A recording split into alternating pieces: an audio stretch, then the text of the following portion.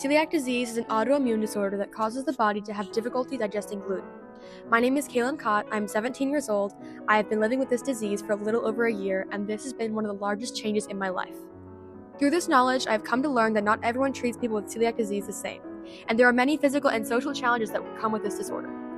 Everyone with celiac must adhere to a strict gluten-free diet, and this can be more complicated than it seems. I'm Dr. Tucker. I'm a pediatric gastroenterologist. So celiac disease, although it's commonly sort of misunderstood as a gluten allergy, it's actually an autoimmune disease. So when patients with celiac ingest gluten, their body actually produces antibodies, and those antibodies attack different parts of the intestine, as well as also can attack different parts of the body like the liver and the thyroid.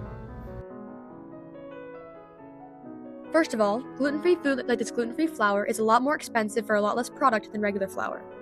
This fact actually makes me worried for when I go to college. I'm going to have to pay more for the food that I can eat, and I might not have the proper income to pay for it. Another huge issue is with packaging.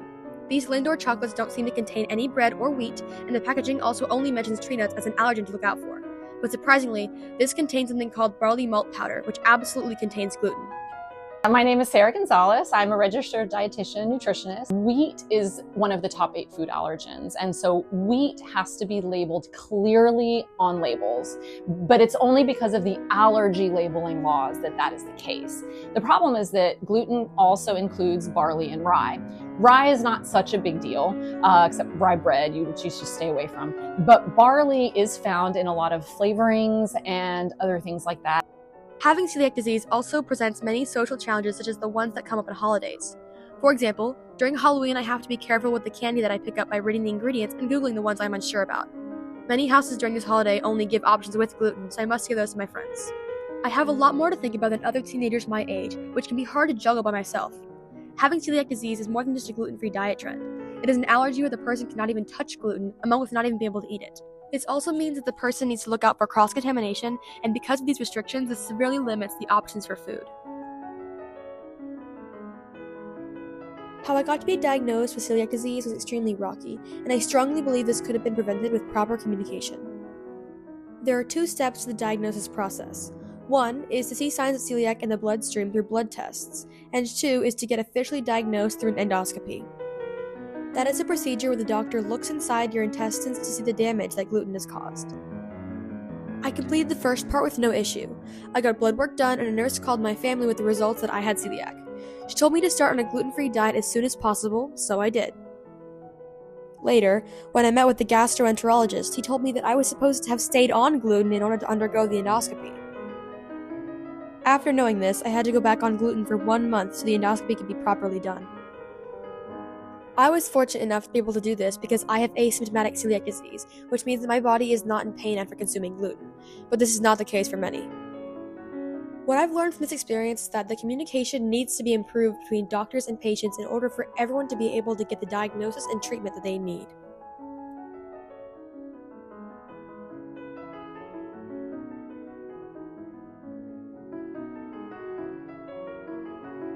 One of the hardest parts about having celiac disease is navigating the social challenges that come with it. During holidays, I will usually have to bring my own food in order to be able to eat something with everyone else. During celebrations, most party/celebration food all contain gluten. And finally, just going out to eat with my friends is a challenge. Most of the time, the waitstaff don't know what gluten is or how to answer me when I ask if something has gluten or cross-contamination. This can be embarrassing and extremely difficult when ordering food should be a relatively simple task.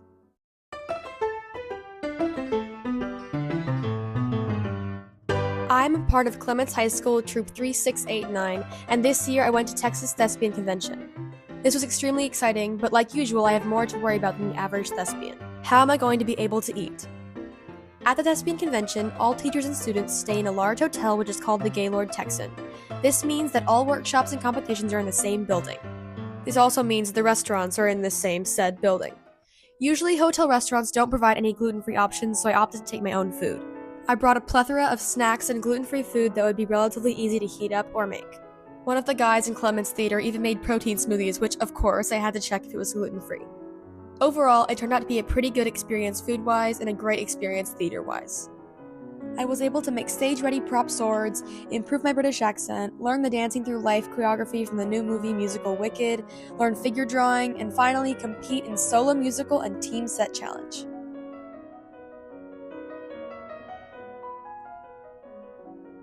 Having any sort of disorder, disability, or disease can feel extremely lonely, and celiac disease is no exception.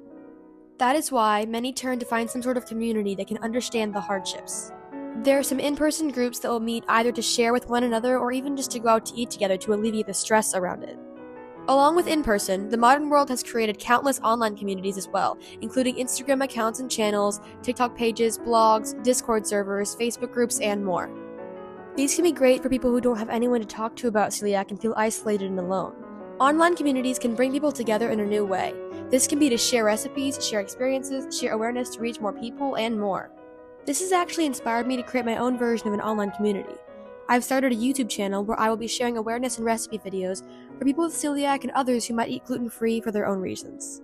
It is called Celiac Central. After listening to this documentary, I hope all of you watching are more informed and understand celiac disease a bit better than before. And if any of you encounter others with celiac or work in the food industry, I implore you to work with them and show your patience. That way, we can create a more inclusive and understanding world together. Thank you.